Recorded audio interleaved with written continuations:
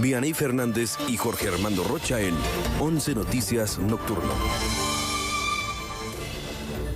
Jimena Guzmán y José Muñoz, dos personas que colaboraban con la jefa de gobierno de la Ciudad de México, Clara Brugada, fueron víctimas de un ataque armado en el que perdieron la vida. No habrá impunidad, afirmaron la mandataria capitalina y la presidenta Claudia Sheinbaum. Esclarecer y garantizar que no haya impunidad es nuestro compromiso. Vamos a llegar al fondo de esta situación y que haya justicia. La Secretaría de Seguridad Ciudadana y la Fiscalía Capitalina ya investigan los hechos. En tanto, diversos funcionarios, legisladores y legisladoras de todos los partidos políticos, así como las y los alcaldes capitalinos, expresaron sus condolencias y cerraron filas con Clara Brugada. El buque Cuauhtémoc que estaba bajo control de un piloto estadounidense durante la colisión. El titular de la Marina, Raimundo Morales, aseguró que por protocolo era maniobrado por un piloto del puerto especializado del gobierno de Nueva York. Entonces, toda la maniobra que hizo el barco desde que zarpa del muelle hasta que tiene la colisión está bajo el control del piloto. Estados Unidos registra más de 10,000 narcolaboratorios en su territorio, según la propia DEA. Tendremos un reportaje especial de acuerdo con la base de datos de la agencia estadounidense.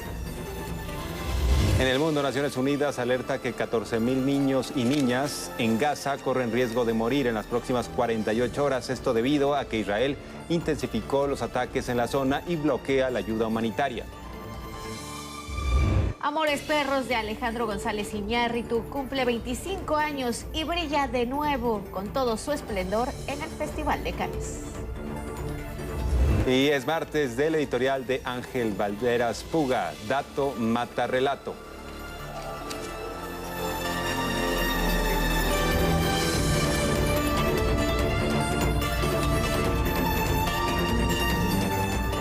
Muy buenas noches, bienvenidos y bienvenidas a nuestro espacio nocturno de noticias. Les saluda Jorge Armando Rocha en este día lluvioso, triste, complicado para la ciudad y para el país entero, estimada Vianey Fernández. Así es, un día complicado. Buenas noches, Jorge. Muy buenas noches. Buenas noches a todos ustedes. De parte de todo el equipo del 11, nuestras más sinceras condolencias para los familiares de Jimena, también para los familiares de José. En diversas ocasiones, ¿no?, en esta profesión nos los topamos en los pasillos, en las campañas y pues más allá de todo lo que ha sucedido este día, sabemos que es algo verdaderamente complicado para todos los que trabajan en el servicio público, en el gobierno de la Ciudad de México, pero sobre todo para sus familiares. Un abrazo. Nos pueden seguir en redes sociales. En su pantalla aparece el código QR para acceder a la página de 11 Noticias Digital. Hoy nos acompaña Vanessa Salazar en la interpretación en lengua de señas mexicana. Gracias a Vanessa y vamos a comenzar con la información, Jorge. Lo hemos comentado esta mañana, dos colaboradores muy cercanos de Clara Brugada, jefa de gobierno de la Ciudad de México, perdieron la vida en un ataque armado. La mandataria aseguró que no habrá impunidad y que los responsables serán detenidos y llevados ante la justicia. Esta mañana, dos personas que colaboraban con la jefa de gobierno de la Ciudad de México, Clara Brugada, fueron víctimas de un ataque armado en el que perdieron la vida. Se trata de Jimena Guzmán, particular de la mandataria, y José Muñoz, asesor del gobierno capitalino. La jefa de gobierno confirmó que ambas personas servidoras públicas fueron víctimas de una agresión en la calzada de Tlalpan y la calle Napoleón, colonia moderna de la alcaldía Benito Juárez. Conforme a los primeros reportes, personas a bordo de una motocicleta dispararon contra Jimena Guzmán y José Muñoz cuando se dirigían a sus actividades cotidianas. Cerca del mediodía, en compañía de su gabinete, alcaldes y la consejera jurídica de la Presidencia de la República, Ernestina Godoy, la jefa de gobierno dio un mensaje a medios en el que aseguró no quedará impune el caso. Desde el primer momento, tanto personal de la Secretaría de Seguridad Ciudadana y de la Fiscalía General de Justicia de esta ciudad iniciaron las investigaciones para esclarecer este lamentable hecho. Este acontecimiento se investiga con el mismo rigor con el que las instituciones realizan su trabajo todos los días. Investigar, esclarecer y garantizar que no haya impunidad es nuestro compromiso. Clara Brugada aseveró que no cejará el combate implacable a la inseguridad en la capital del país. Como jefa de gobierno, me dirijo a las y los capitalinos para garantizarles que este gobierno continuará con su lucha implacable contra la inseguridad y con el compromiso de todo el gobierno de seguir trabajando intensamente para continuar con la transformación de esta gran ciudad. Al finalizar la conferencia, la jefa de gobierno lamentó la pérdida de sus colaboradores y dedicó un minuto de silencio a las víctimas. Quiero abrazar a sus familias, amigos, seres queridos, compañeras y compañeros de lucha. En el gabinete de la ciudad nos encontramos profundamente consternados y de luto por perder a dos compañeros entrañables.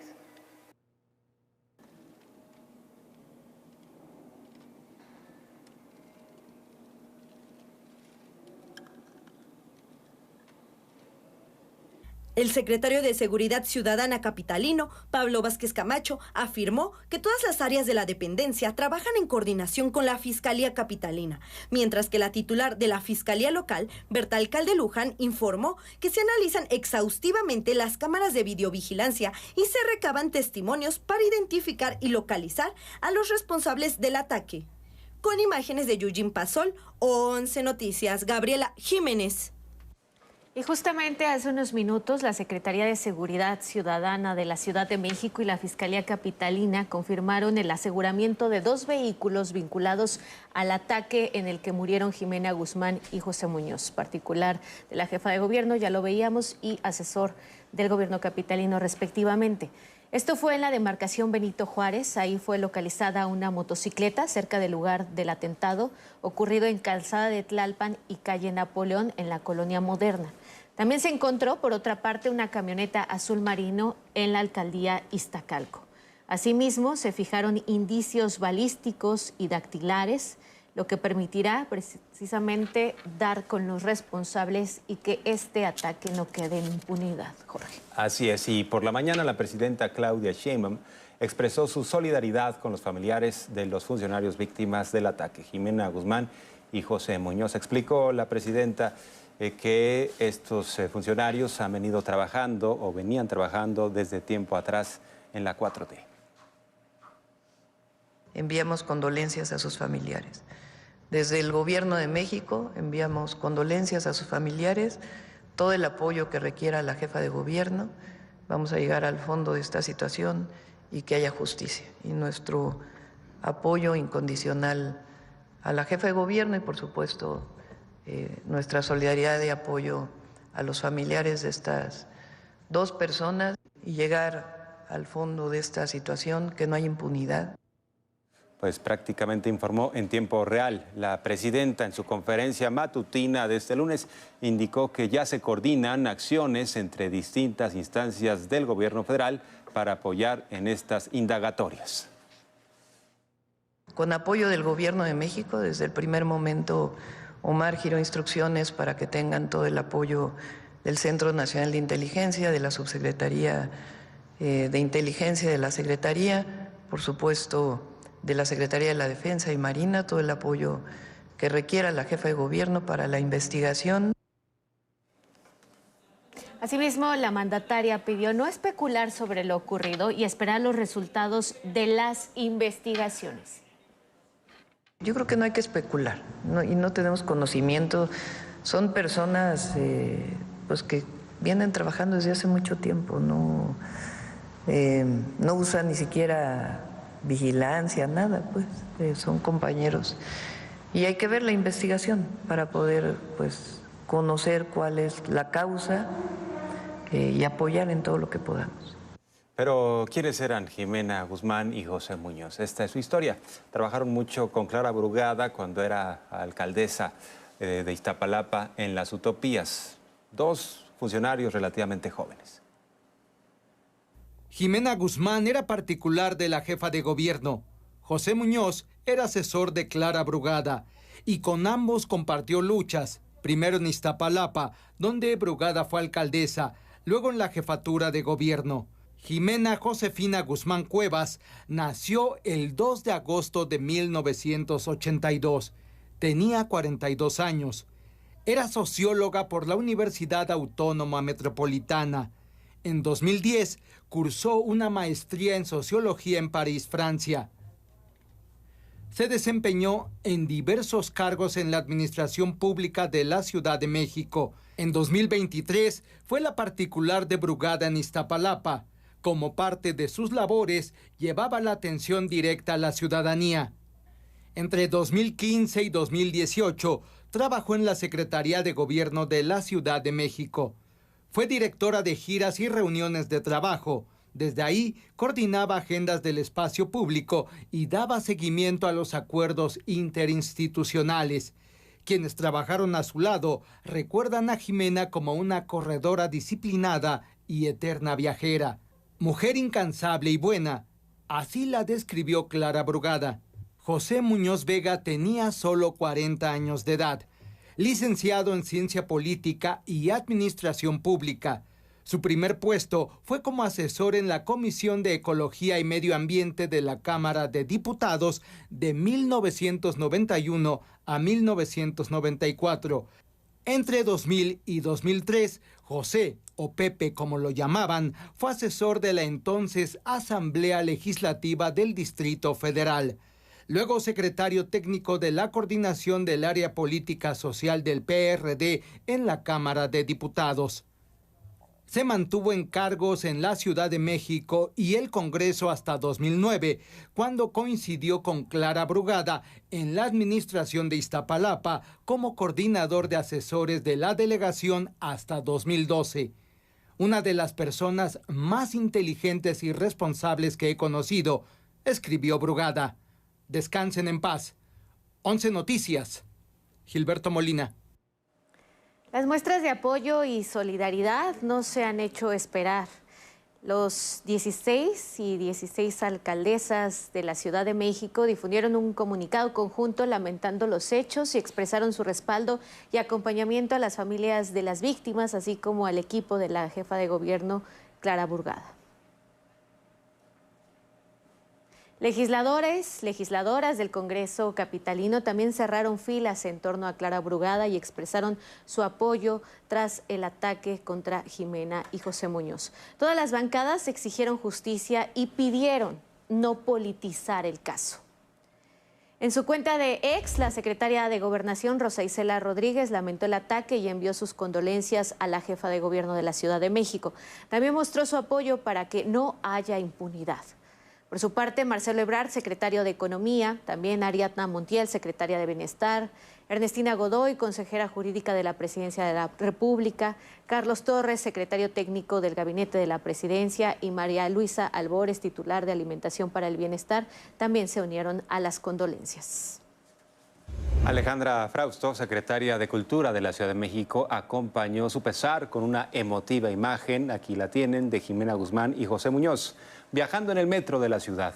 Berta Alcalde, fiscal de Justicia de la Ciudad de México, Pablo Vázquez, secretario de Seguridad Ciudadana, y Fadlala Cabani, subsecretario de Gobierno capitalino, expresaron su pesar a los familiares de ambos funcionarios. Alejandro Encina, secretario de Planeación de la ciudad, se unió al pésame con una imagen en la que se ve a Jimena sonriendo. Ahí la tienen.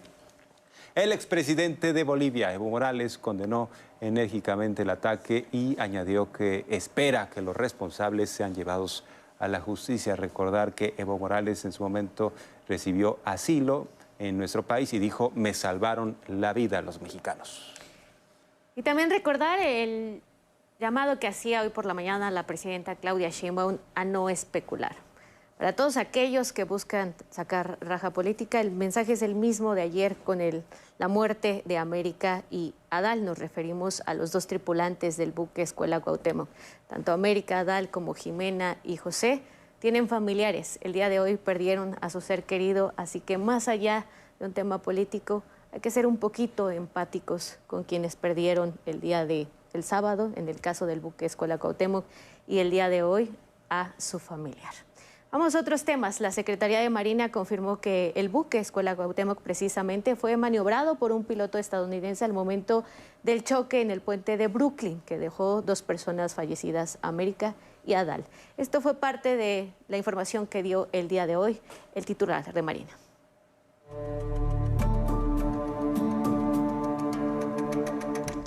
Y en particular en Nueva York, el buque tiene que ser controlado por un piloto de puerto especializado del gobierno de Nueva York.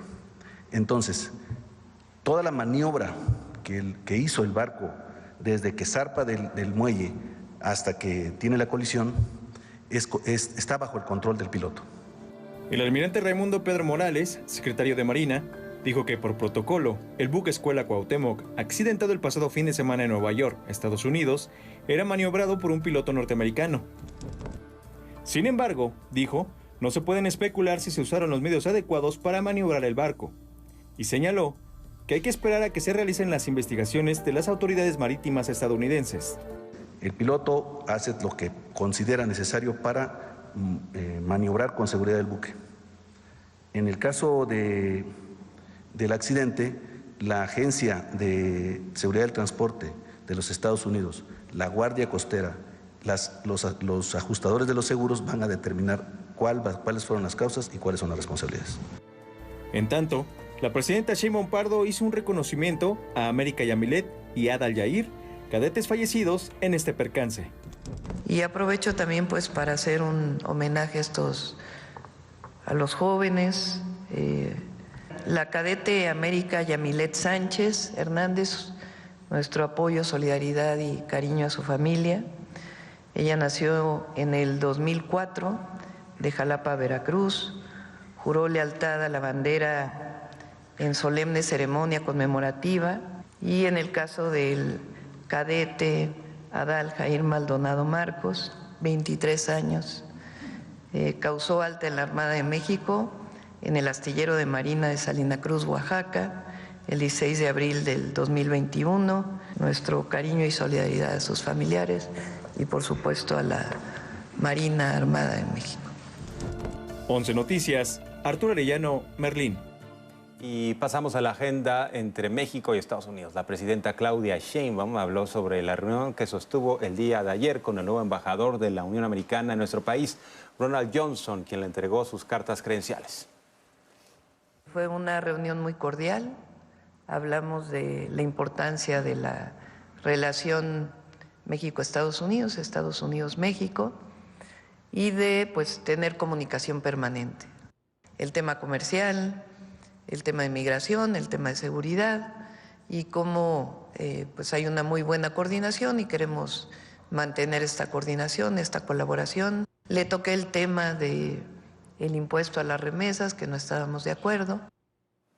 La presidenta destacó la invitación que le hizo al Gabinete de Seguridad de los Estados Unidos para que haya una próxima reunión con su contraparte en nuestro país. También adelantó que este martes viajó a los Estados Unidos un grupo de senadores mexicanos para explicar los efectos negativos que tendría el gravar con impuestos las remesas. Es decir, hubo cordialidad, pero también firmeza de la presidenta.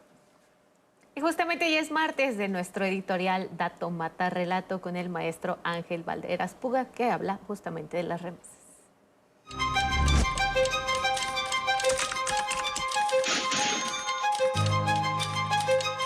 El tema de hoy es los impuestos del 5% a las remesas. ¿Cuál es el trasfondo? ¿Qué es lo que está detrás de que los Estados Unidos quieren cobrar? Pues porque el gobierno de los Estados Unidos necesita dinero. Es la misma cuestión de los aranceles.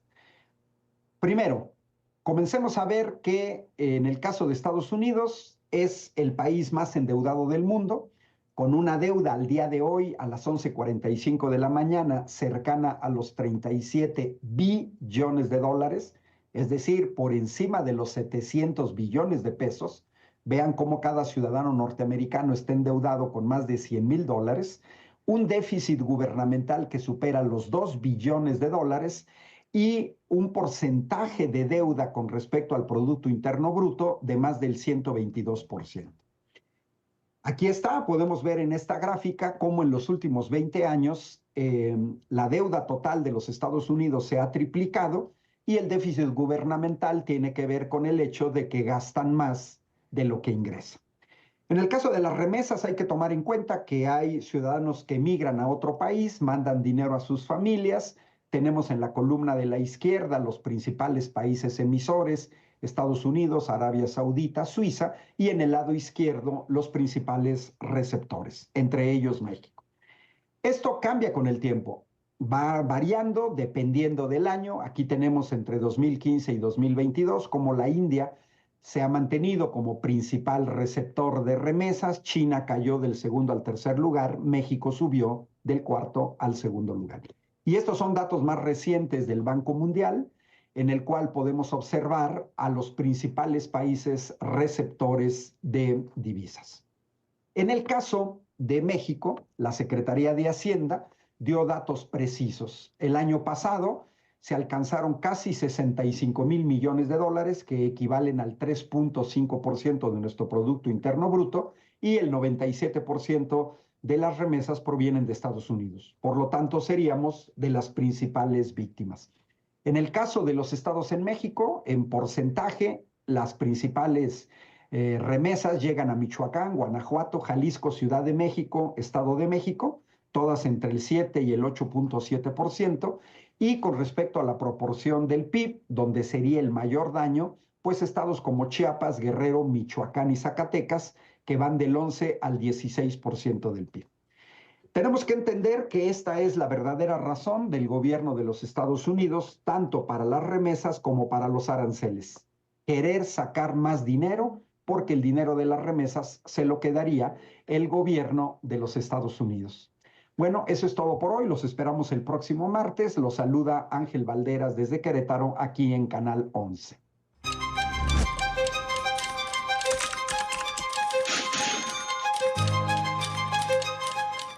En más sobre asuntos bilaterales, nuestro país logró un trato preferencial de Estados Unidos para la industria automotriz con una reducción de aranceles de hasta 50% en las exportaciones a la Unión Americana. Esto lo dio a conocer el día de hoy el secretario de Economía, Marcelo Ebrard.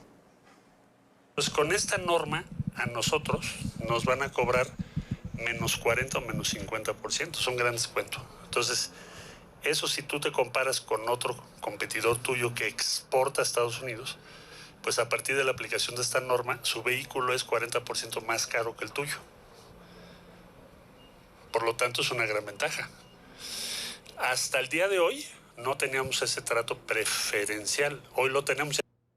El secretario de Economía confirmó que el Departamento de Comercio de Estados Unidos publicó las normas de descuentos de tarifas preferenciales para México y Canadá en el marco del TEMEC, que entrarán en vigor a partir de este 20 de mayo y son retroactivas al 3 de abril. Es algo que nos va a ayudar a que nuestras exportaciones no sean afectadas. Otros países me dirán, oye, ¿cómo le hiciste? ¿Cómo le hizo México? Pues sí, pues háblenle a la presidenta, que es la que lleva más de 7 llamadas. O 7, ha ido construyendo una buena relación con el presidente, y a nosotros nos ha tocado ir a Washington cada semana para que pues, se creen condiciones de confianza, respeto mutuo. ¿Cuántos vehículos tendrán, digamos, esta protección bajo el TEMEC? Bueno, de acuerdo con el Departamento de Comercio de Estados Unidos, el año pasado estimó que más de 3.7 millones de vehículos importados calificaron como elegibles bajo el TEMEC, de los cuales 2.6 millones provenían de México, con lo que reconocen a nuestro país como principal socio comercial, así como la importancia del mercado mexicano en la cadena automotriz de América del Norte. Y continuamos con la relación bilateral. El secretario de Estado de los Estados Unidos, Marco Rubio, dijo que la política exterior de su país se basa en tener fronteras seguras y una tolerancia cero con los cárteles del narcotráfico.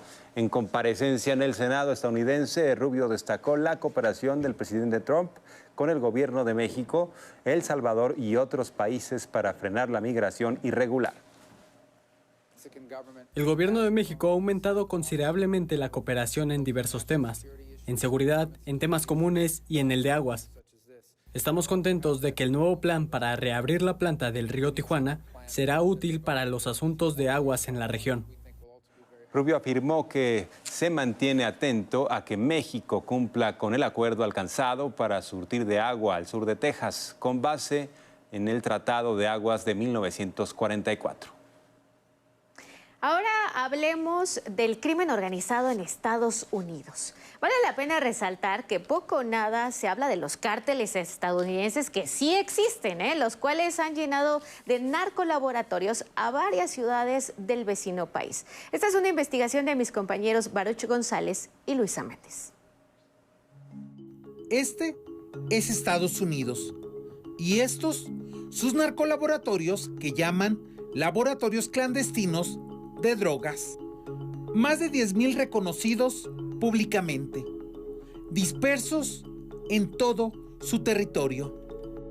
La Agencia para el Control de las Drogas, DEA, por sus siglas en inglés, tiene publicada la lista de estos lugares.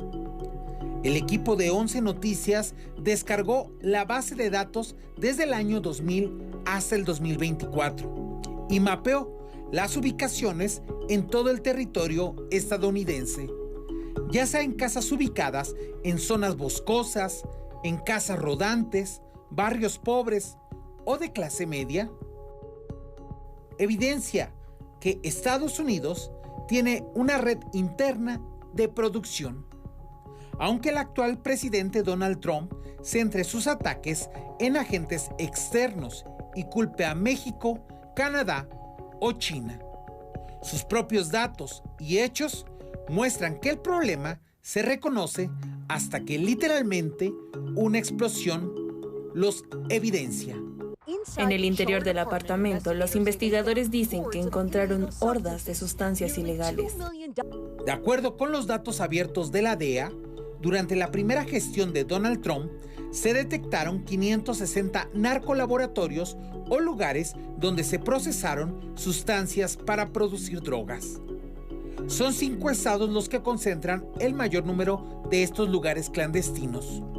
Arkansas con 1,586, Oklahoma con 1,195, Alabama 922, California 730 y Michigan 678. ¿Qué diablos está pasando dentro, en el sótano de esa casa?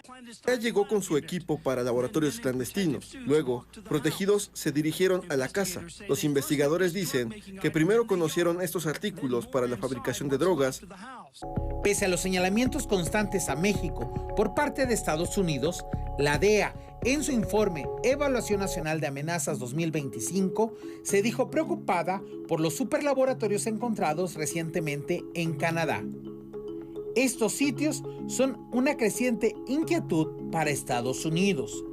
Incluso, saliéndose un poco de la narrativa del presidente Trump, el director del FBI, Kash Patel, reconoció el trabajo del gobierno mexicano y criticó al canadiense. ¿Saben quién tiene que ponerse manos a la obra? Canadá, porque lo están fabricando allá y lo están trayendo para acá. Y no me interesa entrar en este debate sobre si convertir a alguien en el estado número 51 o no. Digan lo que quieran de México, pero ellos ayudaron a sellar la frontera sur. La base de datos que georreferenció el equipo de 11 Noticias muestran la distribución histórica de los laboratorios clandestinos de droga a lo largo de 24 años, lugares que forman parte de la vida cotidiana de los estadounidenses. Una gran producción ilegal de drogas justo en medio de negocios y viviendas. El año pasado ha sido muy sospechoso. Nosotros vimos actividad en la noche, alguien siempre parado en la puerta, y tú sabes algunos tipos de banderas rojas. Pese a que los registros de la DEA son públicos, no especifican el tipo de sustancias que se producían, el equipo decomisado, si hubo detenidos o tiroteos, o si estaban vinculados a cárteles domésticos que operan al interior de Estados Unidos. Dichos grupos fueron reconocidos por primera vez en 2020. Al contrastar la información de la base de datos, se identificaron a los cárteles domésticos que operan en los 5 estados con mayor número de narcolaboratorios. En Arkansas, Gangster Disciples. En Oklahoma, el cártel Aryan Brotherhood. En Alabama, los motociclistas Hells Angels. En California, los Crips. Y en Michigan, los Bloods. La Casa Blanca realiza mapas de grupos que operan en otras naciones, pero se ocupa poco de cartografiar dentro de sus fronteras. 11 Noticias, Baruch González y Luis A. Méndez.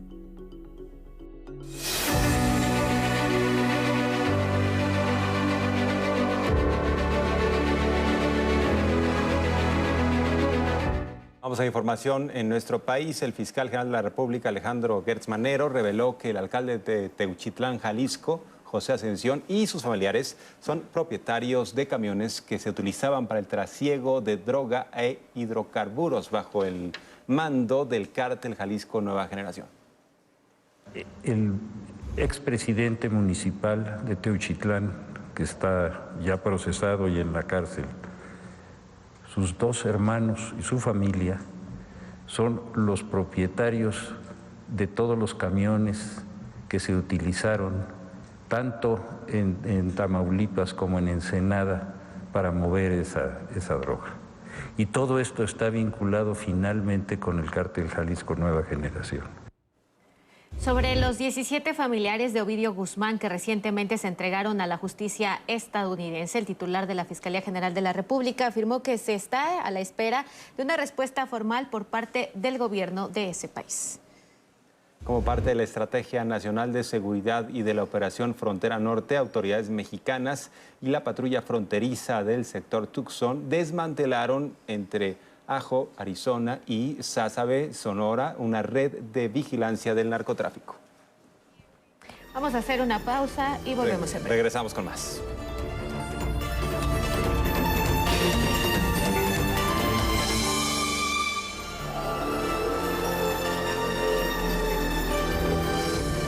Gracias por continuar con nosotros. Miren, la secretaria de Gobernación, Rosa Isela Rodríguez, y el secretario de Educación, Mario Delgado, encabezaron hoy una reunión de trabajo con integrantes de la Coordinadora Nacional de Trabajadores de la Educación.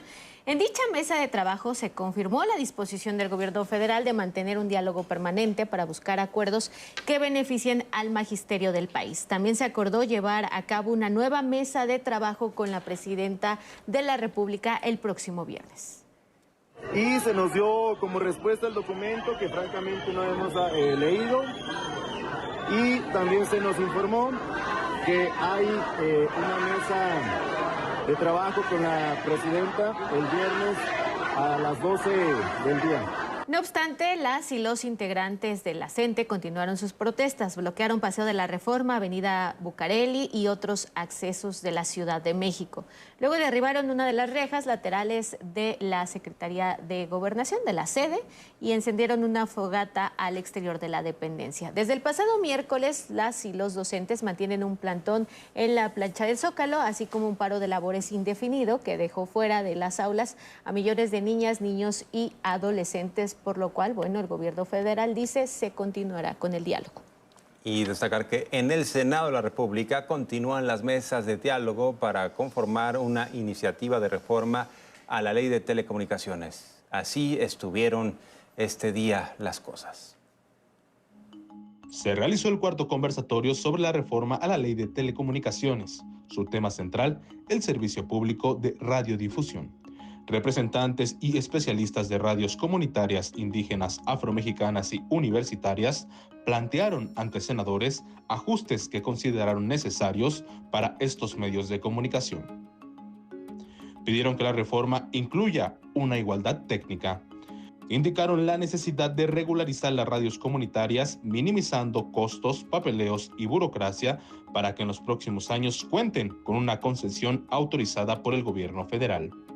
Que ninguna radio indígena o comunitaria podrá ser clausurada sin antes agotar un proceso de diálogo con las autoridades competentes y las comunidades afectadas. Que la ley establezca explícitamente que las radios indígenas y comunitarias no son piratas, sino actores legítimos en proceso de regularización, que haya protección contra la interferencia y sabotaje. Hoy nuestras estaciones reciben concesiones de parámetros técnicos mínimos, mientras otras radiodifusoras tienen un alcance de 100.000 watts de potencia o más. La mayoría de las radios universitarias alcanzan entre los 2.000, 3.000 watts de potencia. El presupuesto que reciben los medios públicos del país se abordó en este diálogo. Nuestra propuesta consiste en crear un modelo mexicano de financiamiento a los medios públicos que asegure que el presupuesto asignado no sea menor al del ejercicio anterior, la posibilidad de recibir donativos nacionales e internacionales, patrocinios sin injerencia editorial en contenidos, estímulos fiscales para quienes apoyen a los medios públicos y considerar tasas específicas a operadores de radio y televisión privados. Indicaron que aunque la esencia de esta reforma es evitar la injerencia de propaganda política de otros países en los medios de comunicación, se debe de salvaguardar la colaboración de los medios públicos mexicanos con instituciones internacionales en materia cultural y científica. Debemos enfatizar que muchos de los contenidos culturales, educativos y científicos que se transmiten en los medios públicos de este país son compartidos por entes internacionales. El próximo conversatorio será este jueves con el tema Derechos de los usuarios y las audiencias. 11 Noticias, Axel Meneses. Bueno, y en más información de nuestro país, el proceso para adoptar a veces cuenta con ciertos requisitos para procurar la salud y el bienestar de las infancias, requisitos muy específicos. Sin embargo, en algunos estados, aunque ustedes no lo crean, todavía es legal devolver a las infancias que fueron adoptadas. Esta es la historia. La adopción para Ruth, madre de un hijo biológico y una hija por adopción, fue un vínculo que sabía debía ser indivisible. Cuando adoptas tienes que conocer bien tus capacidades, habilidades y de qué eres capaz. Y hay que ser muy honesto en eso. Esta familia quedó constituida. Sin embargo, no siempre es así. En 6 estados del país es legal devolver a infancias y adolescencias que fueron adoptadas. Son 6 estados en realidad los que dan pauta todavía a esta posibilidad. Está el estado de Sonora, Campeche, Guanajuato, Jalisco, Guerrero y Zacatecas.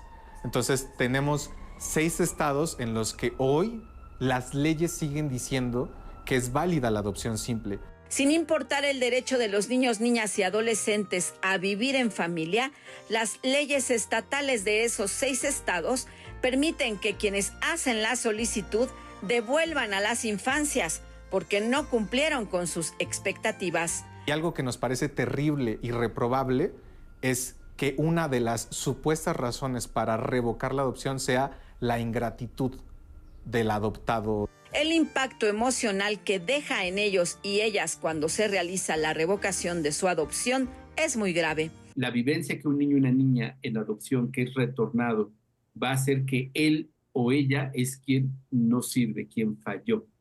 Y generalmente lo que tenemos que dejar claro es que quien falla es el Estado. Actualmente se contemplan 2 tipos de adopción, la plena y la simple.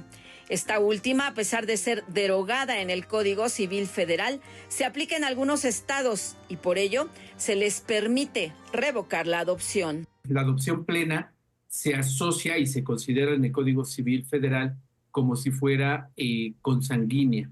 Es decir, como si fueran hijos de nacimiento natural. En la adopción simple todavía hay esta nebulosa que permite que las familias adoptantes puedan regresar a niños y niñas. Para el DIF nacional, esos vacíos son los que permiten que autoridades locales autoricen esta práctica que atenta contra los derechos humanos de las infancias. En buena medida es responsabilidad del Estado. Desde la Procuraduría Federal me parece que hemos reconocido que hay una responsabilidad por las autoridades que han entregado certificados de idoneidad a personas que realmente, y los hechos hablan por sí solos, no eran idóneas. Cabe recordar que en 2019 la Ley General de los Derechos de Niñas, Niños y Adolescentes se reformó Y con ello, los 32 congresos locales tienen la obligación de retirar la adopción simple y establecer en todos los procesos de adopción que sean plenos e irrevocables. De ahí que la representación jurídica del DIF nacional alista promover acciones legales para los responsables de un proceso de adopción trunco. Estamos promoviendo ya, tenemos las demandas ya presentadas, demandas de amparo indirecto en contra de estos 6 congresos locales. En México se estima que poco más de 1,000 infancias o adolescencias son susceptibles de ser adoptadas. De 2014 a 2022, el Sistema Nacional DIF recibió 542 solicitudes de adopción. De estas, 119 fueron concluidas. La gran tarea de autoridades estatales y federales es priorizar el bienestar de las infancias en un proceso de adopción y establecer los mecanismos que lo permitan. Quieren asegurarse que el procedimiento va a ser exitoso, porque es importante que sea exitoso. Es importante para esos niños y niñas que sea exitoso. Porque si el procedimiento no es exitoso, ¿qué significa eso? Que hay padres que en algún momento dicen, no, pues ya no, ¿no? Entonces inician un procedimiento que al final no concluyen o que concluye mal. ¿Y quiénes se ven afectados? Pues los niños y niñas. 11 Noticias, Araceli Aranday.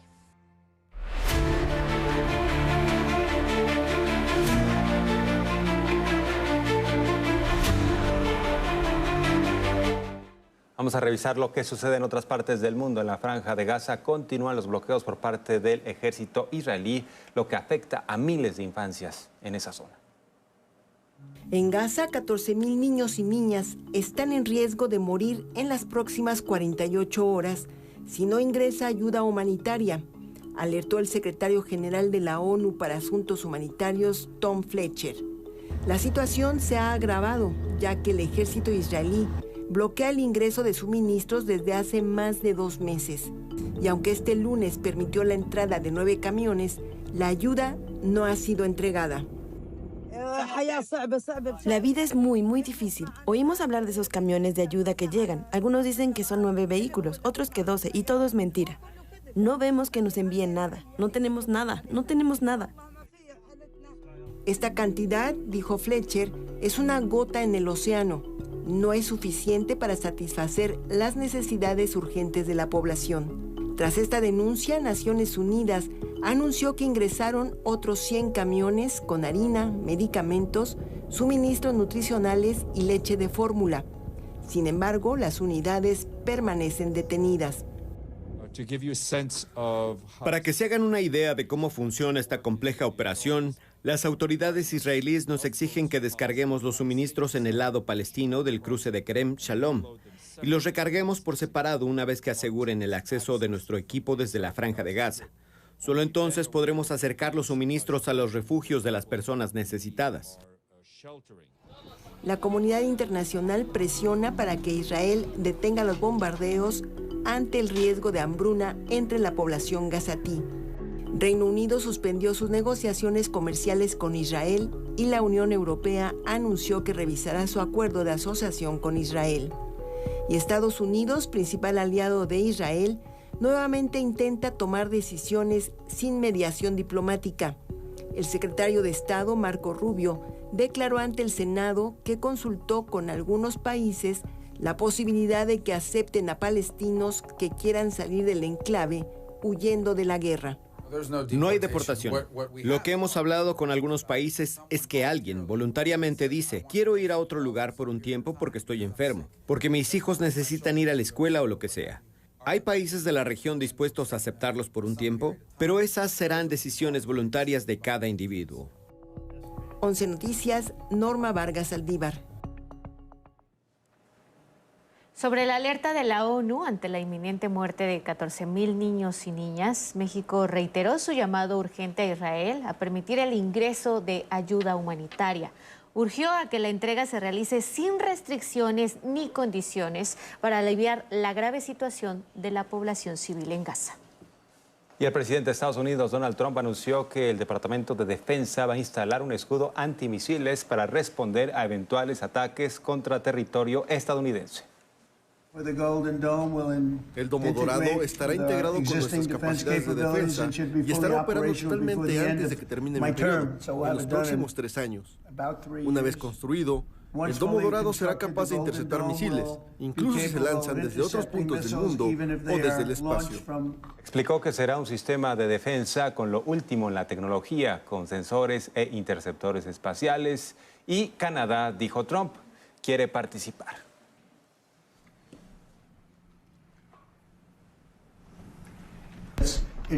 Aseveró que este despliegue, que costará alrededor de $175 mil millones, es necesario ante el incremento de las capacidades bélicas de otros países. Esa cantidad es superior al recorte que propone Trump al presupuesto federal, que es de 160 mil millones. Y la mayor reducción sería en salud, educación, vivienda y ciencia. Ahora, no es que haya una amenaza de seguridad, ¿no? Simplemente emular el domo de seguridad que tiene Israel en esta narrativa, ¿no?, que ha logrado o que ha llevado Donald Trump en los últimos meses. Y un gran negocio, ¿no?, por las armas también. Claro, por supuesto. Sin duda. Y ahí están los recortes en salud y educación. Colombia y Honduras recibieron a las primeras personas migrantes que decidieron autodeportarse de Estados Unidos en un vuelo charter que despegó de Houston, Texas. Viajaron 26 personas colombianas y 38 hondureñas que se registraron con la aplicación CBP Home.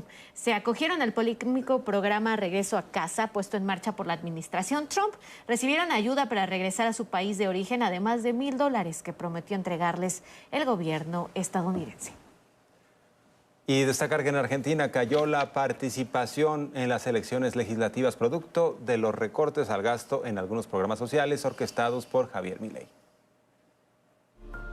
En Argentina, el voto popular castigó con la abstención masiva al Partido de la Libertad Avanza del presidente Javier Milei en respuesta a los recortes al gasto en programas sociales.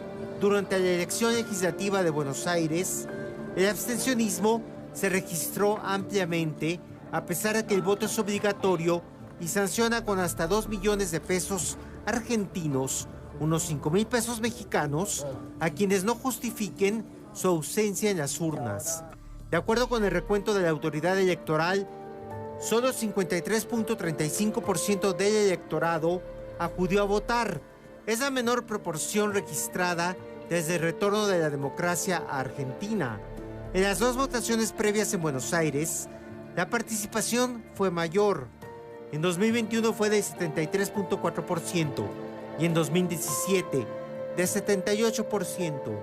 Manuel Adorni, vocero del presidente Milei, contendió por la Libertad Avanza y fue el triunfador con poco más de 495,000 votos, el 31% del total, seguido por Jorge Santoro con más de 449,000, un 27.4%.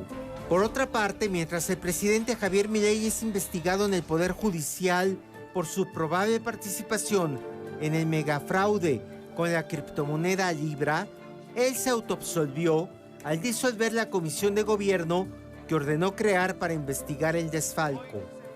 El decreto presidencial justifica que se dio cumplimiento a la tarea que le fue encomendada sin divulgar los resultados de la indagatoria interna. 11 Noticias.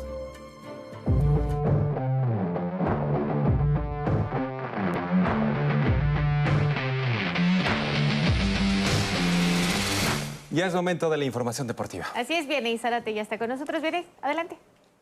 ¿Qué tal, compañeros? Muy buenas noches. Pues miren, la alpinista mexicana Viridiana Álvarez ha escrito su nombre con letras doradas a conseguir 2 récords Guinness. Vamos a ver la siguiente historia.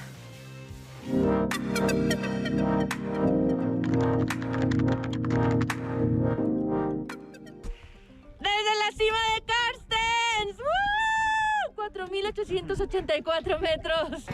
Yo soy Viridiana Álvarez, alpinista mexicana, orgullosamente recibiendo el récord Guinness por subir las 14 montañas más altas del planeta en conjunto con las 7 cimas más altas de cada continente como primera mujer en la historia. Viridiana Álvarez a los 30 años dejó todo, su trabajo y su vida en Aguascalientes para cumplir el sueño de conquistar las montañas más grandes del mundo. Superar cada desafío la llevó a escribir su nombre 2 veces en los récord Guinness. Feliz de poder haber llevado la bandera de México literalmente a los puntos más altos del planeta. Escaló los 14 8000 ubicados en Asia, entre ellos el Everest, K2 y el Annapurna. Las 7 cimas continentales como Aconcagua en Sudamérica, Denali en América del Norte y el Kilimanjaro en África. Y su última cumbre fue Karsten en Oceanía, el 12 de octubre del 2024, cerrando una travesía de casi una década. Fueron 9 años, 8 meses, 28 días. Y que llegara la oportunidad de subir esa montaña que por muchos años estuvo cerrada, era todavía como decir, ok, hasta que esté ahí, subo esa montaña y digo, wow, ¿cómo es posible que yo, de Aguascalientes, donde no hay montañas, que empiece a hacer montañismo a los 30 años, puede estar aspirando para este segundo récord Guinness? Y no solamente por romper algún récord en tiempo, sino por hacerlo como primer mujer en la historia, ¿no? Hoy estamos viendo el resultado de esos 10 años, pero en ese camino hubo muchas caídas, muchas lágrimas, también sonrisas, pero definitivamente pues los retos, como en muchas ocasiones era de no tener el financiamiento, ¿no? El de decir, quiero ir a esta montaña, ya estoy cerca de romper ese récord y no tengo el financiamiento, ¿no? ¡Viva México! ¡Primer mexicana! 11 Noticias. Viene Zárate. Vámonos a más información deportiva porque fue presentado oficialmente a Benjamín Gil como manager de la selección mexicana de béisbol rumbo al Clásico Mundial que se jugará del 5 al 17 de marzo del 2026. El combinado azteca estará en el grupo B con Estados Unidos, Italia, Gran Bretaña y Brasil. Mientras que el pitcher sinaloense Julio Urías no participará en este mundial debido a la sanción de 36 meses que le impusieron las autoridades de Estados Unidos por violencia doméstica.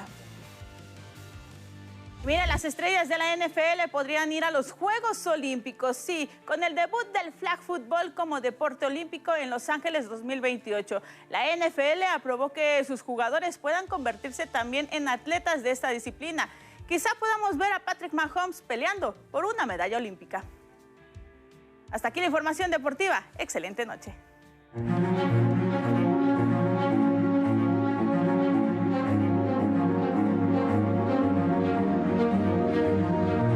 Y ahora vamos con entretenimiento.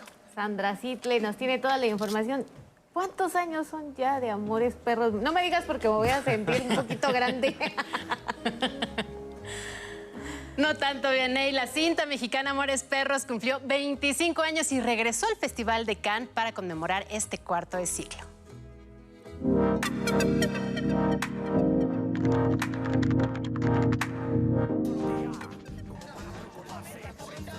En mayo del año 2000, Alejandro González Iñárritu presentó su ópera prima en el Festival de Cine de Cannes.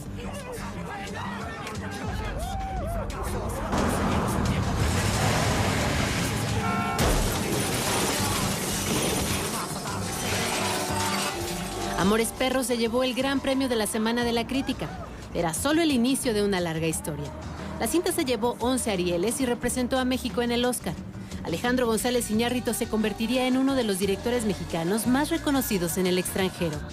25 años después, la cinta fue restaurada y presentada nuevamente en el festival, ahora en Cannes Classics, sección dedicada a las obras restauradas que marcaron la historia del cine.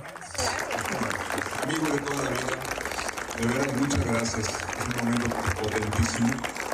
Amores Perros, definitivamente es una película que nos cambió la vida a todos los que hicimos esta película. Y cambió también muchas cosas en la percepción del cine mexicano en aquel momento. No había posibilidad prácticamente de hacer una película de joven, había sindicatos muy fuertes, a tener una carrera casi imposible, y la percepción a nivel mundial era difícil de penetrar en los festivales. Amores Perros también fue el banderazo de salida de la carrera de Gael García Bernal, quien también fue parte de este emotivo aniversario en Cannes. Creo que el testamento, la vida que tiene la película es la que demuestra de alguna manera toda esa magia, esa arquitectura que nos compone, y mostramos un cacho de quiénes éramos en aquel entonces, para siempre. Amores Perros se reestrena comercialmente en septiembre y habrá una instalación conmemorativa con material inédito en Ciudad de México, Los Ángeles y Milán. 11 Noticias, Sandra Sidley. También en Cannes se presentó The $6 Billion Man, que narra el caso de Julian Assange. El fundador de Wikileaks llegó como invitado especial a la premiere vistiendo una camiseta con los nombres de los casi 5,000 palestinos menores de 5 años asesinados en Gaza desde el 7 de octubre de 2023. En la espalda se leía "Detengan a Israel". Aquí en la Ciudad de México, Alex Intec sorprendió a los usuarios de tren suburbano con un concierto en movimiento. Con piano a bordo del vagón, el cantante mexicano deleitó a los pasajeros con temas como Te Soñé e Intocable.